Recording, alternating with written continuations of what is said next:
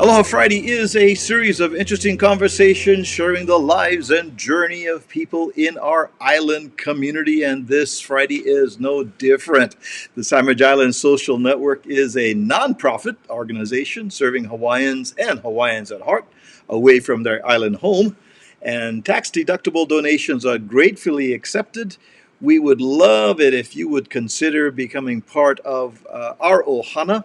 And right below me, you'll see a little scroller that says, please consider being a sustaining part of our community by being a member of our Patreon platform. And you can get information on it on patreon.com/Sandwich Islands, plural, 808. We hope you would consider doing that to help us continue the work that we do right here on the Sandwich Island Social Network. We also want to remind our friends that are watching that the Facebook Live broadcast you're watching, the Aloha Friday show with the Sandwich Island Social Network is a live, interactive, chat-driven show. So we do welcome your questions, your aloha, your comments throughout the show. We love to hear from you. And so without further ado, we'd like to welcome to the Aloha Friday show photojournalist and filmmaker Catherine Bauknight. Aloha, Catherine. Aloha, Kamaka. Thanks so much for joining us. We have so many things we want to talk about. Oh my goodness, and it's going to be wonderful here. And I know that you're very busy and you have a lot of things that are going on. And we appreciate the fact that you accepted our invitation to come and hang out with us for a while on Aloha Friday. Now, let's see. Some of our friends have already jumped in. You see, we have Auntie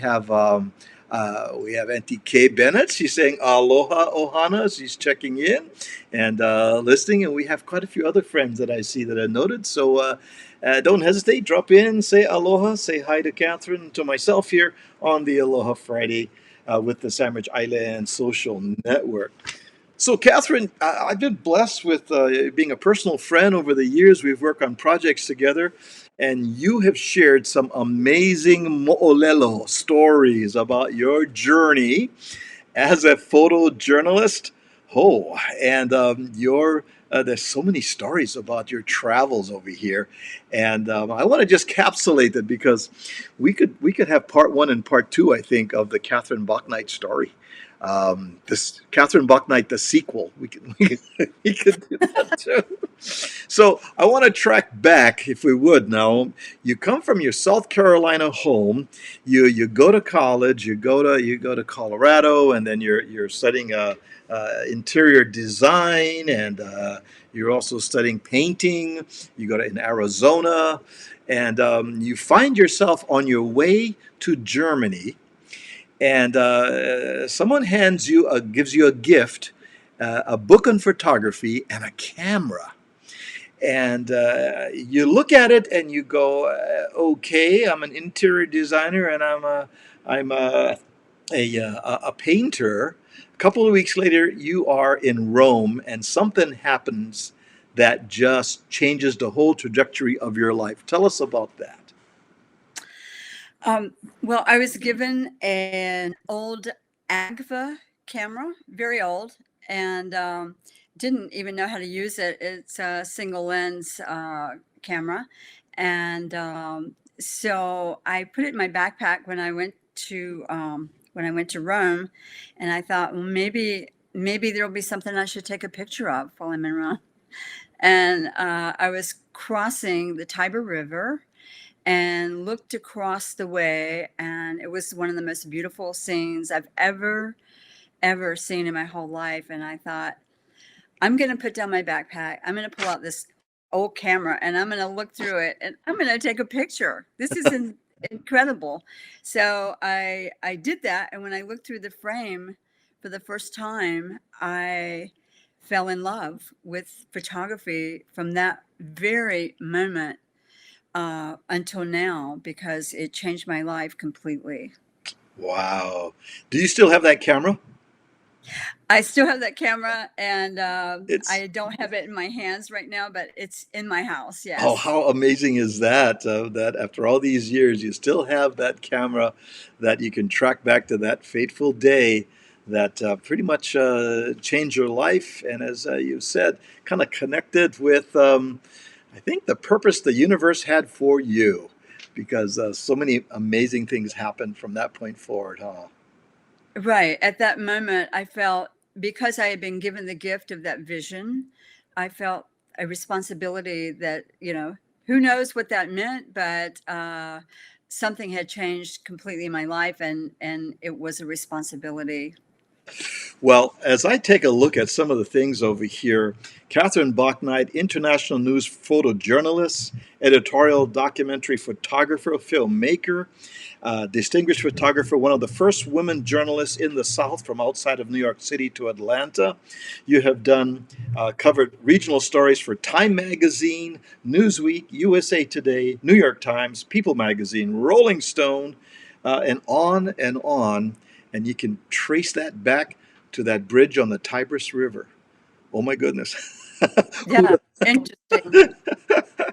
have, who'd have So you thunk it, never you never know what's going to right? happen. Right. So you've covered social and political, environmental, sustainability issues around the world, 2 decades on 5 different continents for historical purposes to help create change. And let's cover some of the places your journey. Let's go back to 1988. You are in Peru. Now, what brings you to Peru in 1988? The Sister City Committee of Charlotte asked me to go. We went to Arequipa, and we were covering children with tuberculosis. It was an epidemic, and so they needed a photographer, and they asked me to go with them. And I really had no idea what that was going to entail, but it was covering children with tuberculosis throughout Peru. And the picture that I'm looking at now that you have up, you can notice that the children's cheeks are very, very red. And from the doctors that we were with said that that was because they were either suffering from tuberculosis or uh, had been susceptible to tuberculosis epidemic. Wow. Wow, wow, wow. Um, and at that point, you also were looking around and you were looking for the indigenous people in terms of the people there. And you had a question about when you looked around. Right. Ha- I for some reason have always been interested in culture, and I feel like culture is the commonality that we share that is different but can also bring us together. So I was interested in the culture of Peru, and uh, I started asking on our way up to Machu Picchu on a train. There were some people. Well, there were some people that would come out to the train, and they were selling goods, jewelry and corn and things like that. And I asked them about their culture. They were obviously native, and they said that they were indigenous from Inca Indians. And what I'd been told in Arequipa, where we went originally, that there were no more uh, indigenous people there; that they were all gone. It was all Spanish, really. Hmm. And so I asked the people, the Incas. I said, "Well, I thought you guys were all gone and you were dead," and they go, "Good." Oh, which which meant they said that the guide said they don't want anybody to know that they're still up in the hills, up in the areas of Machu Picchu and so on, because they had already been, the Spanish had come in, and everyone knows that history, and taken all their gold and silver, and massacred uh, very much the whole society, but wow. not really, that Yeah. we found out. now. Yeah. Interesting, interesting, interesting. Let's move forward a year. So we go to 1989, June of 1989. You find yourself in China, and you find yourself in the middle of the Chinese students who are peacefully protesting for democracy in Tiananmen Square. And the social statement that was this democracy movement in China, it led to a domino effect of the Berlin Wall coming down. The world was changing. And you were there in Tiananmen Square when these students were demonstrating for democracy. And so tell us that story. Well, I was with an agency. The agency was in New York City called SIPA Press. Is one of the top photo agencies in the world, which means that they covered international stories. And I asked them a year ahead of June 3rd, a year or more, if I could go to China and document communism. And of course, Jimmy Colton, the photo editor, was very hesitant and said, "Why do you want to document communism?"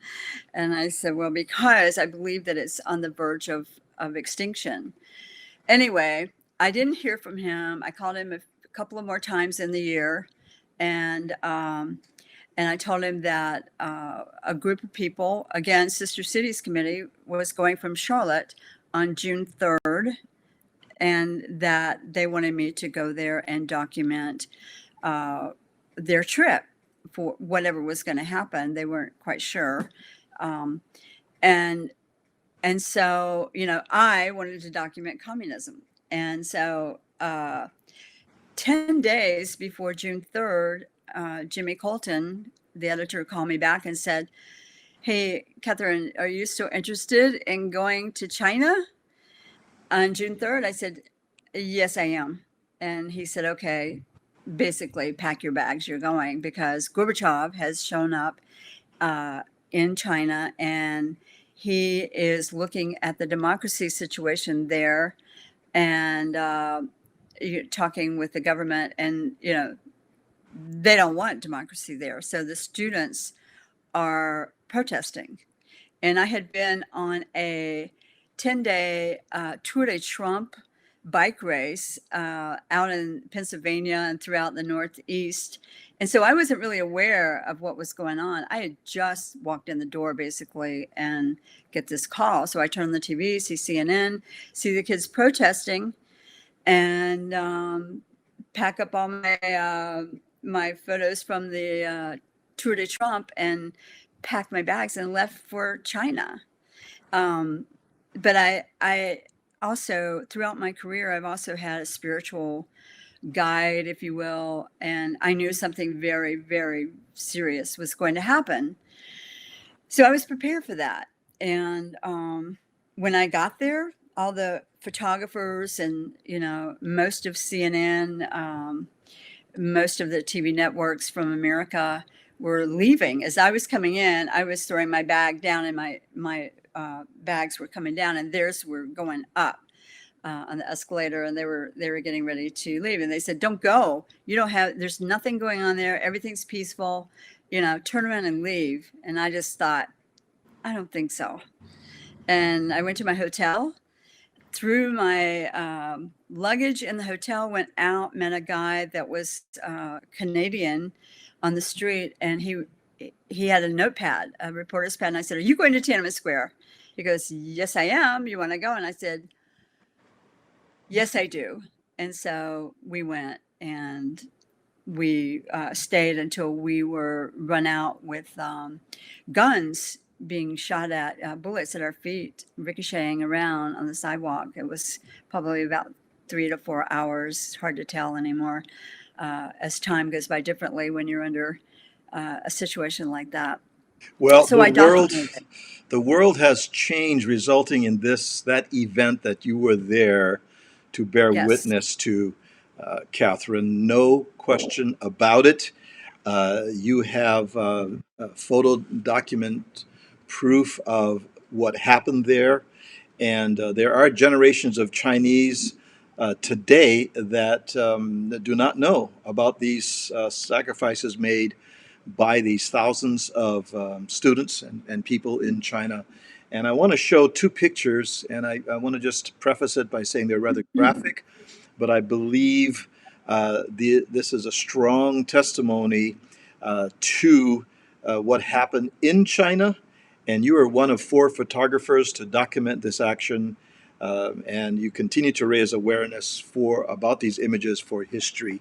And these are the photographs I want to share that you took that day in Tiananmen Square. Talk to us about this. Um, well, the people saw me. I was the only light-skinned person with blonde hair in Tiananmen Square, and the people saw me with my camera, and so they made a bridge, a human bridge, for me, and they would put their hands over my back and head and pull me through. And when I ended up where they wanted me to be, uh, because they knew I was documenting it, and they'd say, "For the free world, shoot for the free world." And when I came out of this bridge of people, this was happening. And the young man had just been shot, and everyone was completely surprised in different ways, which you can see by the faces that are looking. It was complete terror, shock, amazement, and you can see the Chinese people knew what was happening because their parents had been through something similar, not this bad, but similar, for generations. And the parents had told the kids, the students, not to go to the square. And the students said, "No, we want democracy." And this girl that they are helping out of the square had also been shot in the head, and she was not in good shape, but she saw me standing there with the camera, and I didn't want to abuse my rights for being there, so I didn't really shoot right away. But she stopped and looked up with her head, as you can see there, as much as she could, waiting for me to take the picture, and then put her head back down, and they rushed her off to an ambulance. They wanted the information to be out. They were willing to die for freedom right then and there. Whew, I don't know about you, but I got some major chicken skin here and some just looking at those faces and what they went through. You told me 10,000 people died. Um, Yeah, it's reported last year, year before last, that 10,000 people died that night. wow, wow, wow, wow. Little question on why that camel was put into your hand back in Rome on the Tigris River. Um, it was a strong statement, and so wow. And I'm sure our viewers are all going, "Wow, this is amazing! This is amazing." We do have Tim Lopes that says, "Good morning, Nanakuli in the house." Tim Lopes lives in uh, Texas, and from Nanakuli, here is Pop Pops looking fresh Hawaiian. This is from this is Nanakuli coming in from back on the Aina, watching here today, and. Yeah, we have a few other comments, and we'll get to them in a moment. So now we move forward to 2001, Catherine, and you find yourself in Ethiopia. Tell us what brings you to Ethiopia and what's going on at this time. Um, I got that assignment from World Vision, which is a organization that helps people all over the world in distress. And so in Ethiopia, people in villages were dying from bad water, especially children. And they even said that when I got there, they told us that they had several children for the reason that they knew that there was a good chance that one or more would die. Hmm. It was just a way of life for them. They would get their water from the river in the canyon, kind of like the Grand Canyon. Um, yeah, the women would go and with these jugs, and they would gather the water, and the cows and whatever else people were bathing. Uh, these kids are drinking straight from the water. These are two girls, and it was not safe. It was never safe. And so what we were doing is taking pictures to help raise money to build wells for the villages outside of this area in this canyon. And that's what happened. We raised, I think it was $1.7 million with World Vision, the brochures, and sometimes commercials that you see on TV. Please help these children. Please help these people. It was one of those situations where, oh God, I don't know if I can talk about this one. Real quickly, this is a lady who didn't have food in her hut, and she was in the villages that didn't have water. And so I gave her a sandwich, and she saved it. And I said, just broken English, aren't you going to eat the sandwich? And she was saying, no, she's going to share it for her family in the huts around her, the one sandwich. They were also starving.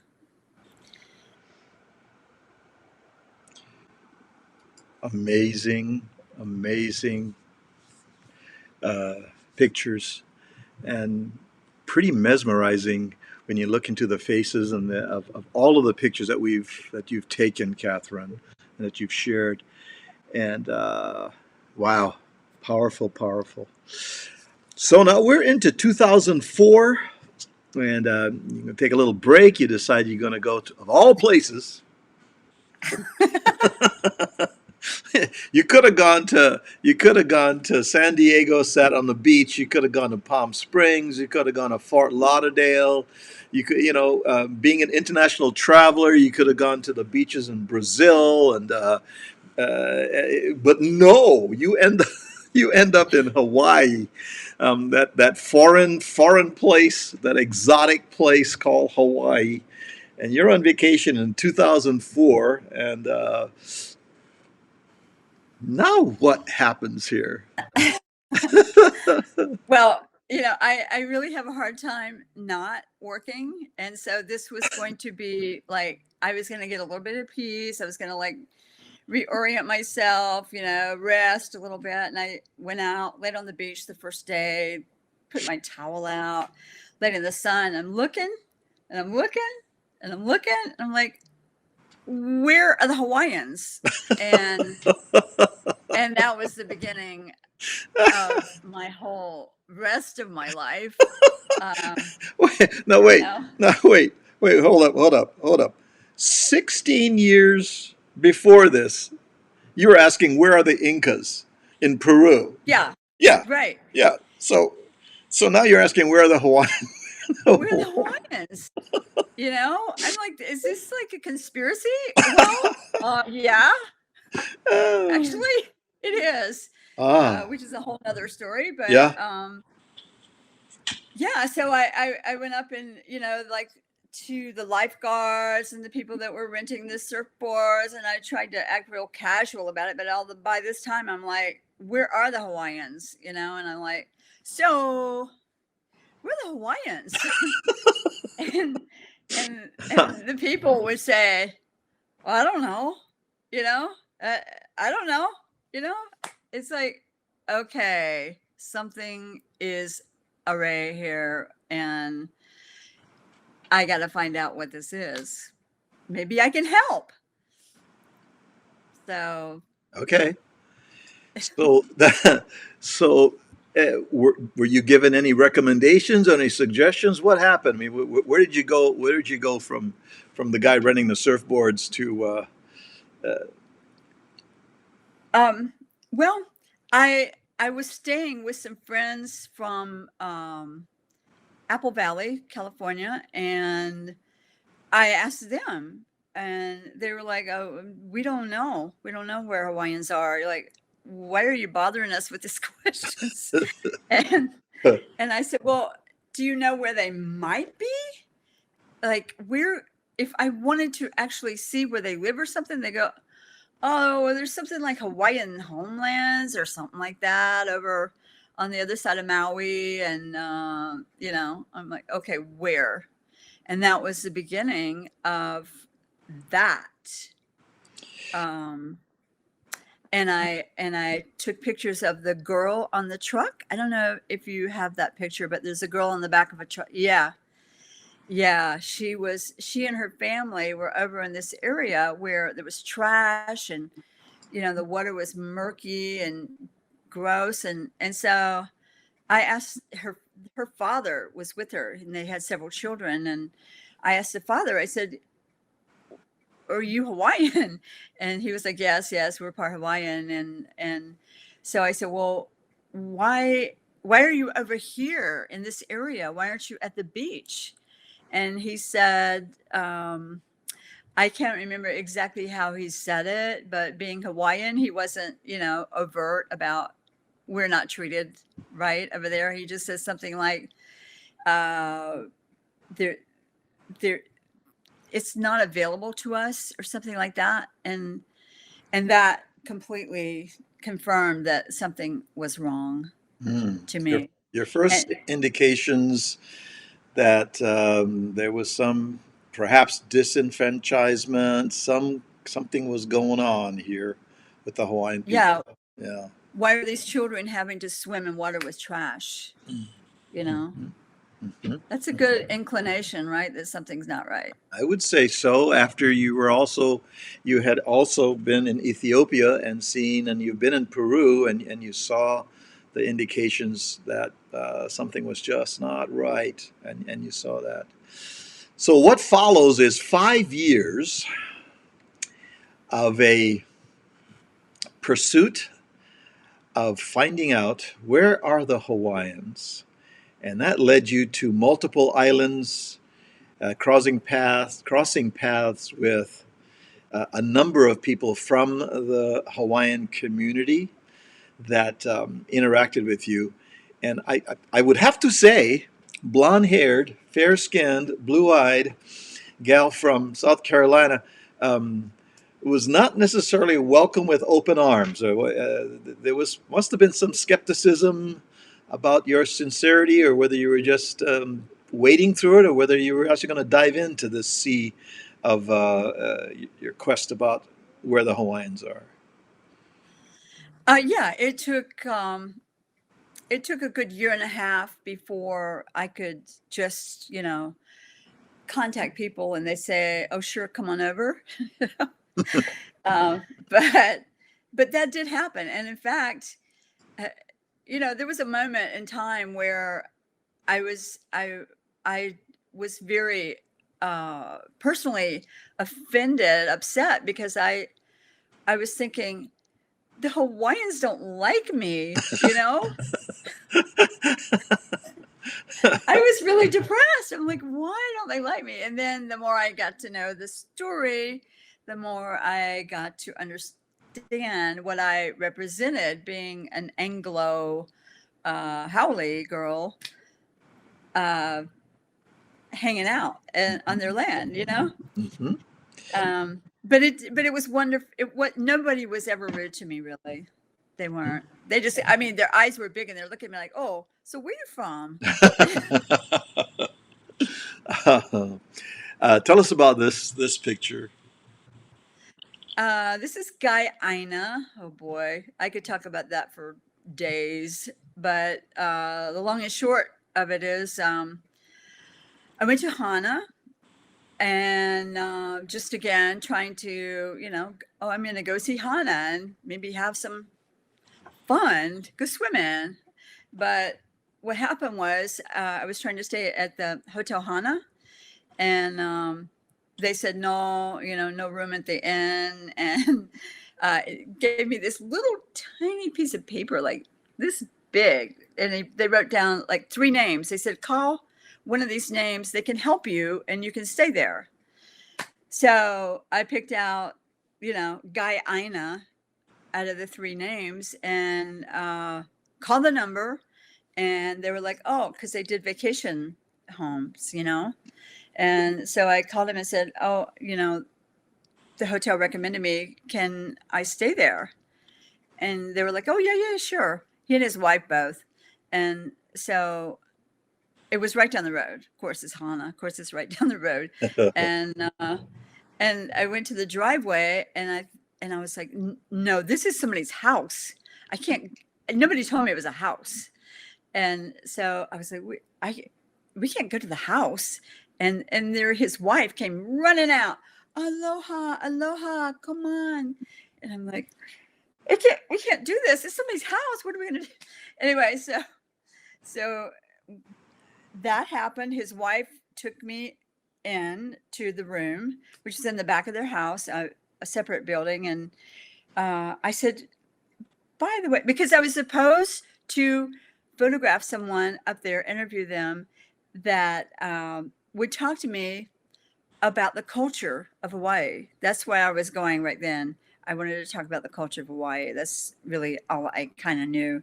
And so I said that to his wife. I said, do you know anybody that can talk to me about the culture of Hawaii? Because on the way up, the people canceled and said, oh no, I got to wash my clothes today.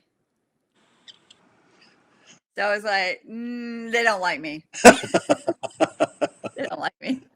Anyway, I was, yeah. And so Guy Ina comes looking like this, comes towards the room, and I'm like, oh my gosh, what is this? Is this like a warrior? He was mad. He's like, what you want to know for?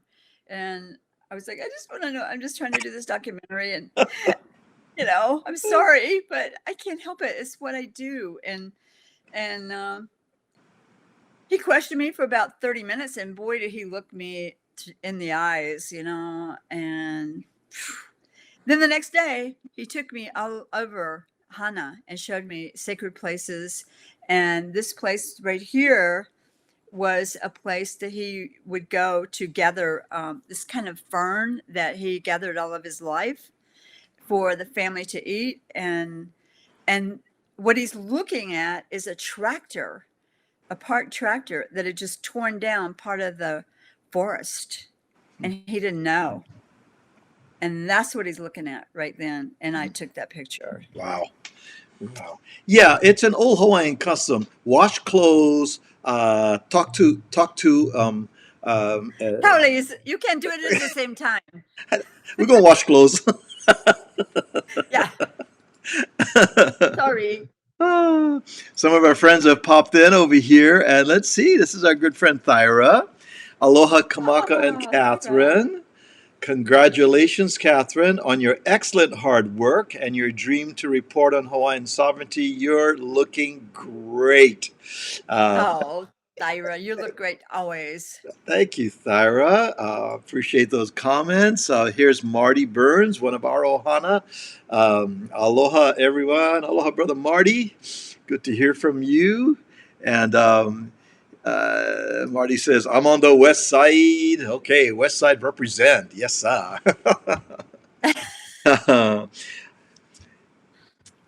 On your, earlier before we started our session together, I was playing some of the music from the soundtrack from what became your documentary, your award-winning documentary, Hawaii Voice for Sovereignty. And there were a number of entertainers, musicians that were on there that are heavyweights in the Hawaiian music a community, George Kahumoku, Cyril Pahinui. There's also Willie K that's on there. And Yeah. there's also Lono on there as well. How did that collection of musicians and come about, and the music as the documentary began to come together? Also, I just want to mention the person that does the chanting in the opening um, is a practitioner. His name is Charles Kapu. He's no longer with us. He's from Maui. Um, each individual person was an individual situation and relationship. Um, uh, Cyril Pahinui was he was playing at the Ritz Carlton in on Maui, and at the concert afterwards, I didn't know really who he was. I just knew that his music was amazing, and asked him if he would play, if I could use some of his music in this film that I was doing. You know, mind you, I didn't even have any footage hardly by then. I was like, I'm going to do this film. It's going to be on the Hawaiian culture. I need some music. Can you help me?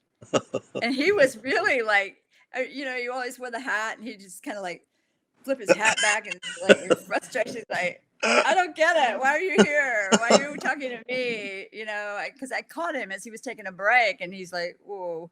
But, you know, we became friends, and um, they all just, they wanted to help, you know, they wanted to help because what I said was, it seems to me that the Hawaiian culture is described most beautifully through the music. And that's true, don't you think? Absolutely, absolutely. I want to play a trailer for the final product of Hawaii Voice for Sovereignty. Your dream, your passion that you devoted many, many years to, and to share it. And the chant of Kumu Charles Kaupuhi is definitely a master among the kupunas. As you say, he has passed away, but he does have many connections with Halau here in Southern California as well. And so let's watch this. Una la la ia pau i anu i te fōi ka lahi ki ku e mai ki kai mai o nā puali e ku e ola a kau i ka ni ko o palalau halali au maka i ole kolo pupu e ai a mamaua noa.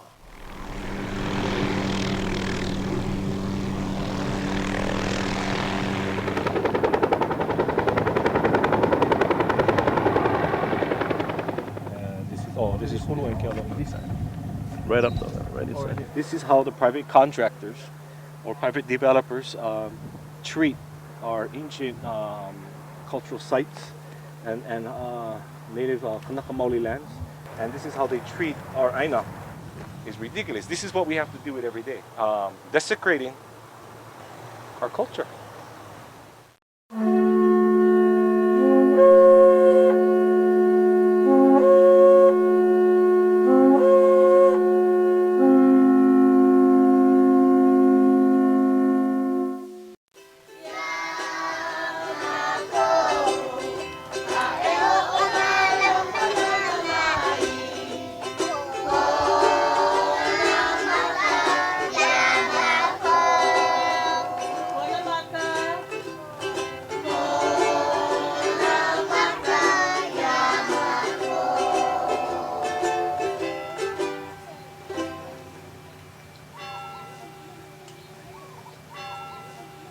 One of the best ways to, I guess, subdue a culture was to eliminate their language.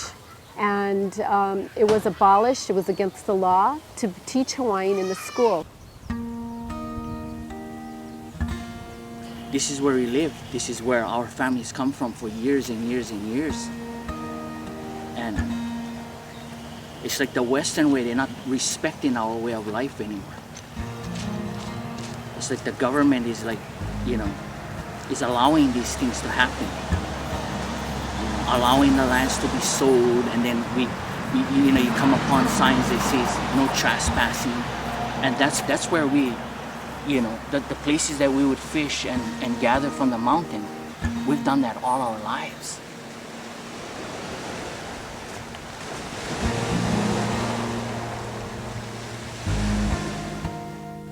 Our land and our spiritual beliefs are all one and the same. They can't be separated. No, you just get it from, they're in political science. People don't need to be rehabilitated through programs. They need to be rehabilitated through the very entity that was taken away, which in our case as Native people is the land. If land was our mother, which she is, then land continues to be our mother, so give it back to us. For sovereignty is important just for life also, to get back in touch with nature and know how important it is for worry about the ocean, worry about the forest, worry about the water that's flowing under this ground. We need to be conscious. We need to care about nature. We need to reconnect with nature and our culture at the same time.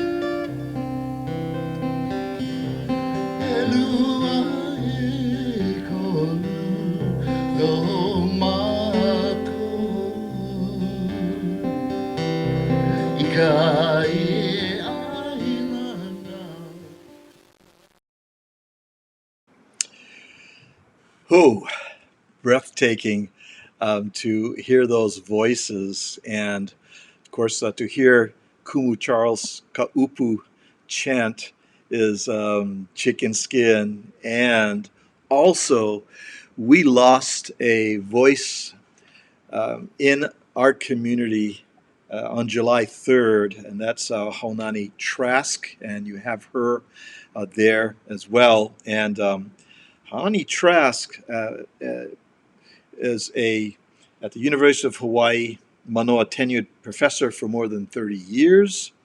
She's a founder and contemporary field of Hawaiian studies, and thought we'd share some of a little bit about Haunani, and I'm wanting to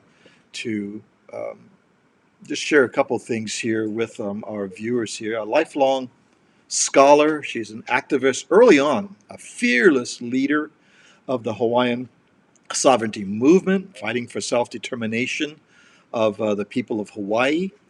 She wrote very boldly about Hawaiian Native rights, gender discrimination.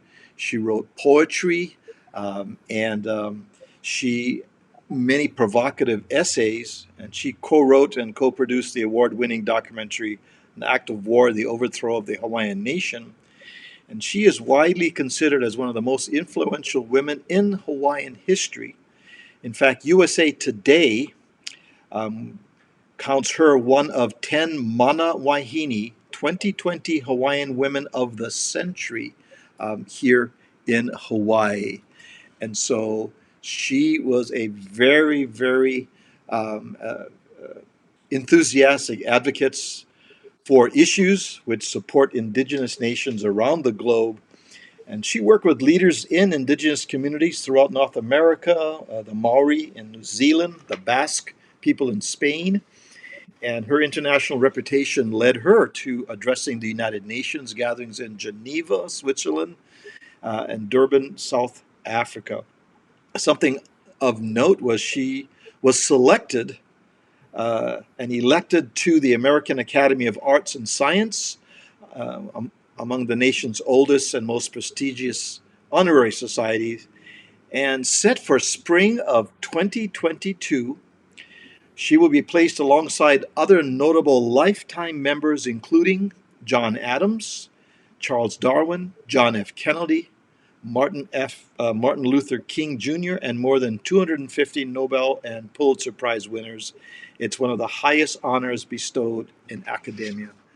And Catherine, you had the wonderful opportunity to interact with Haunani Trask. Tell us about that. Again, that would be 2 or 3 days to really talk about it. Short. Yeah. As someone suggested that I talk to her because the situation, everybody started saying to me, how are you going to talk about the culture if you don't talk about sovereignty? Just people in general that I would talk to. And, so I said, what is this sovereignty? What is this? What is sovereignty? What do you mean? And nobody could tell me except someone referred me to Honani and said, you need to talk to Haunani K. Trask. And so I said, okay, how do I do that? They said, she works at UH, Manoa. So I called her. And she said, when do you want to talk to me? And I said, well, I think it was something like tomorrow. And she said, come on. Yeah, okay, come over. And so I hopped on a plane from Maui and went over there, and someone met me like it was it was like a royal type greeting that I was getting ready to interact with royalty, is the feeling that I got from the academia. And so they opened the door, there she sits. She's in her Hawaiian style dress, and she says, what is it that you want to know?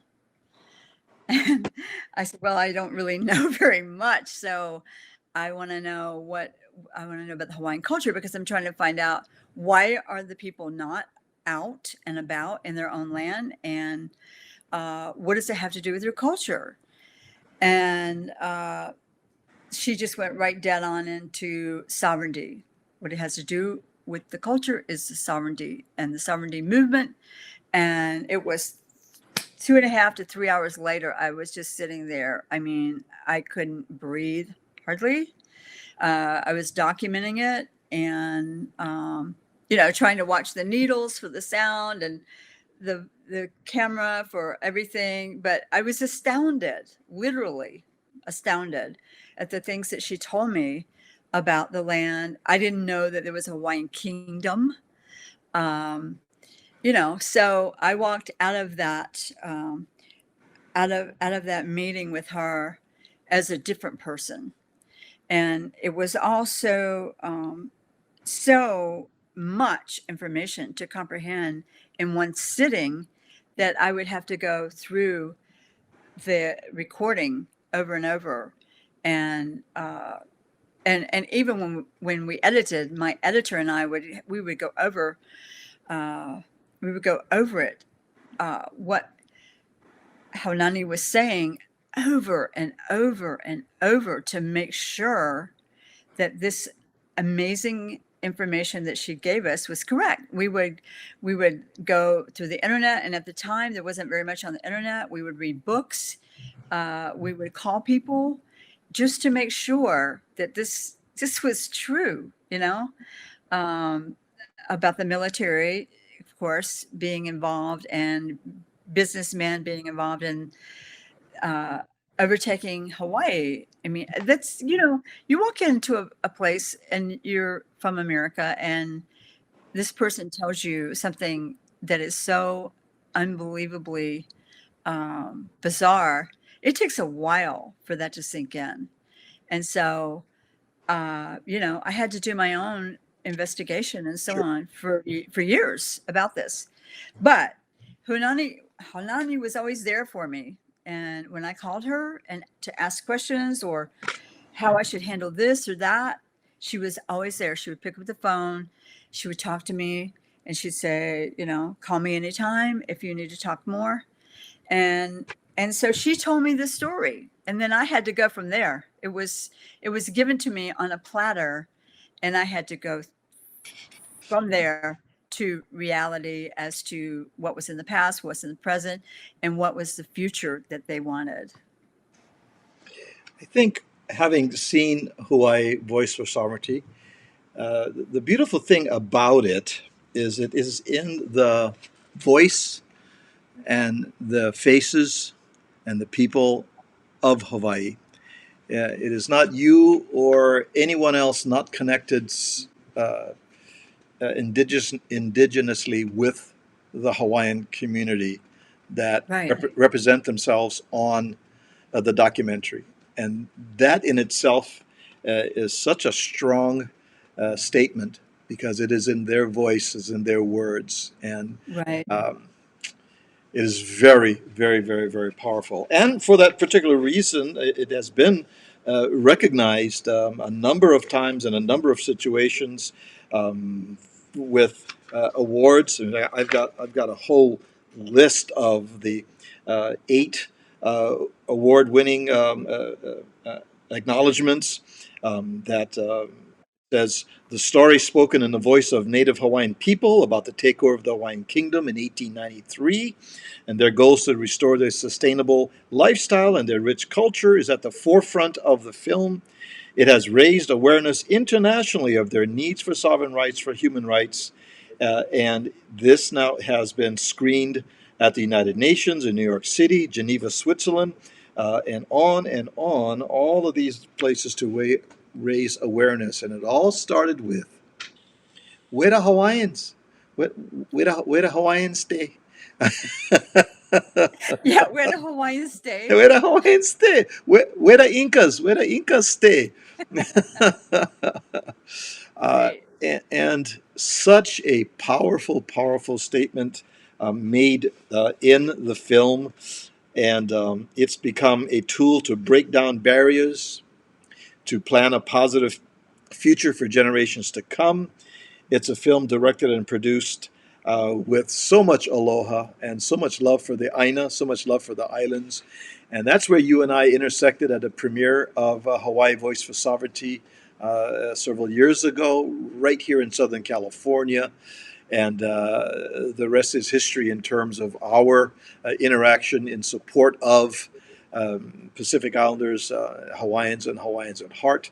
And what a blessing it has been to work with you on a number of projects, Catherine, over Same the here. years. It's been fun. Same here. Yeah, thank you. Yeah, it's been amazing. I do want to say that we are going to re-release the film digitally in approximately 2 to 4 weeks. So we'll send out notices about that. It's also shown in Ivy League schools, University of Hawaii for educational purposes, all over in New Zealand, in Italy. So it's used as an educational film as well. So we want to be able to have it available for the younger generation that we're not able to meet and talk to these elders, and also to other people who were not able to talk to these elders while they were still with us. Yes, yes, yes, yes. And the accolades go on. As I said when we started, we could do part 1 and part 2 over here because so much. We've just scratched the surface of your work, Catherine. You have been so humble and so very understated, my friend, on the work that you've done over the years, and your humility, and you're just with both feet on the ground. You've walked through this journey, your huaka'i, your journey over the years, and what a blessing it is to have a bear witness to that. Here's our friend Nate Jones. Good seeing you again, Catherine. Hearing your stories. Good buddy. Aloha, Nate. Good friend Nate. And here's Kay Bennett. Auntie Kay, we're blessed to know you. That's so sweet. And yeah, thank you. Same to you. so wonderful. Now, I could not let you go, and I know we've come pretty close to our time together here, and don't need to go into all of the details of what happened on this particular occasion. And this involves a nose flute and some rushing water, and I want our friends to listen to this, and then Catherine. All right, here we go.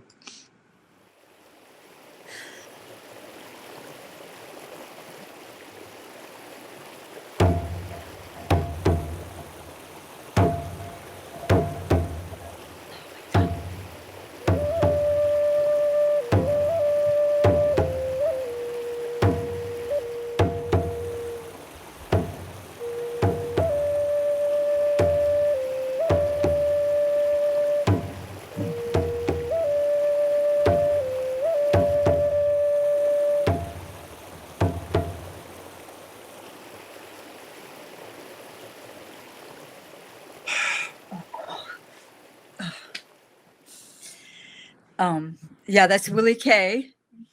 And I haven't heard that since Willie K passed, by the way. So Wow. it's pretty amazing. And he wanted to sit by the water because he said his ancestors were there looking over his shoulder. And I kept asking him if he could please just move away from the water just a little bit because it's over, over, it's too much sound over his Yeah. voice. And he's like, no, it's here. and and so I say, okay, and I just film a little bit, and I say, Willie K, the needles are going too high for this water, and won't you please? He said, no. Like, okay, and we were in Eo Valley, and the Pahu drums were echoing from each mountain area, and it was astounding. I mean, it was just like, and I know that it was true that the ancestors were there. Yeah, yeah. It's having the same effect on me as I listen to it.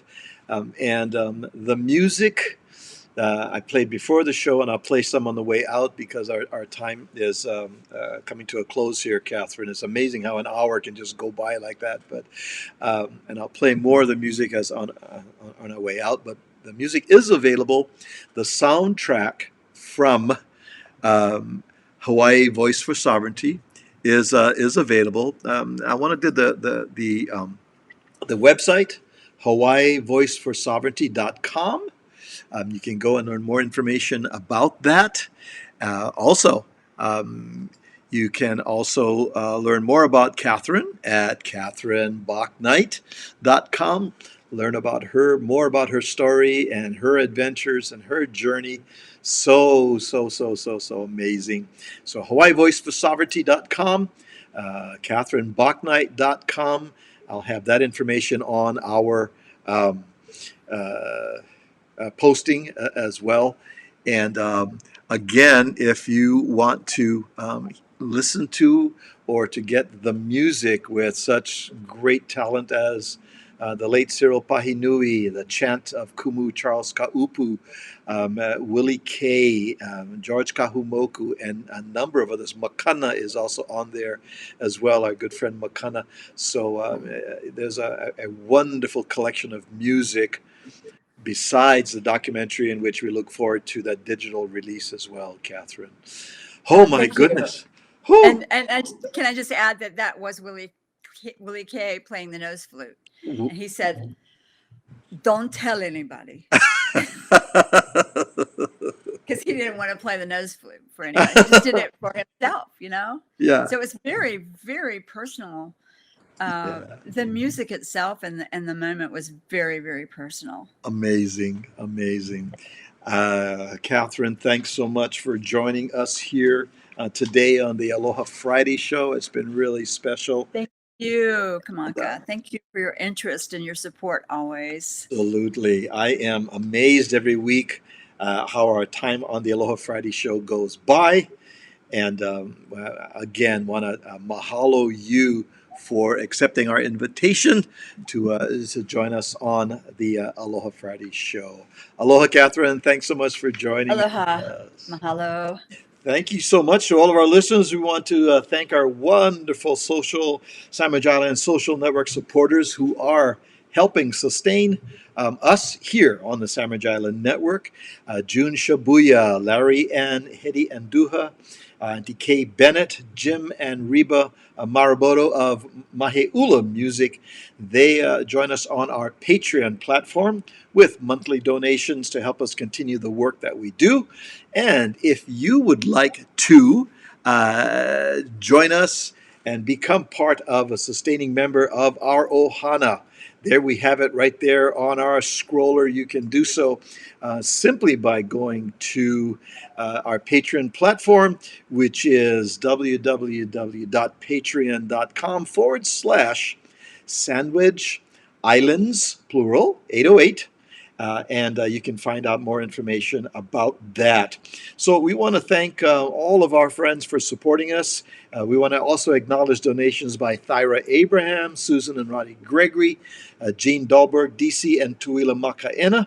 All of your donations help the Sandwich Islands Social Network continue the work that we do throughout the years. So, by way of an acknowledgement of the music from the movie, the documentary created by Catherine Bauknight, we're going to go out this afternoon with the great Willie K and sharing music. And this comes from the soundtrack of Hawaii, A Voice for Sovereignty. Hello, everybody.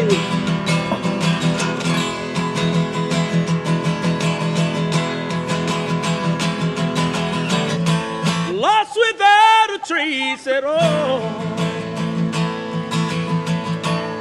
left the writings on the wall, famous battles of long ago. Now where did all my people go? I wish I knew what happened there.